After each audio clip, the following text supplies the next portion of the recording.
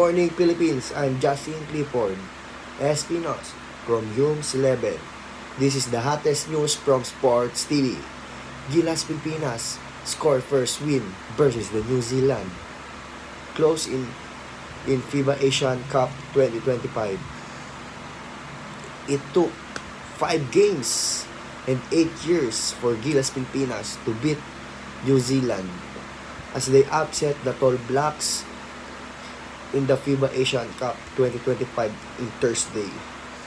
Gilas Pilipinas finally defeated New Zealand at score of 93-89 in second window of FIBA Asia Cup qualifier at SM Mall of Asia Arena on Thursday, November 21, 2024.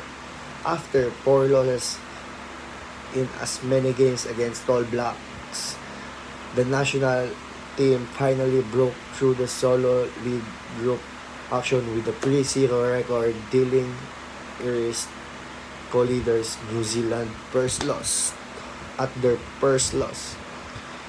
At ito naman ang mga player na kinahangaan sa labang iyon sa ating team. Si Kai Sotto ay nagtala ng magandang numero kontra New Zealand at ito ang kanyang performance scores na nagtala lang naman si Kai Sotto ng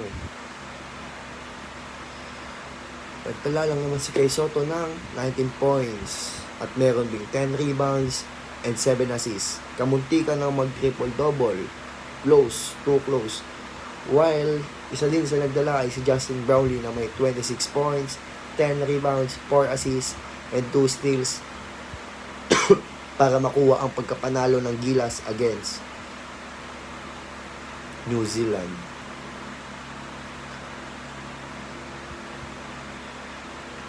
At si Chris Newsome ang nagtala para masilyaduhan na lalo sa 3-pointer ni Newsome.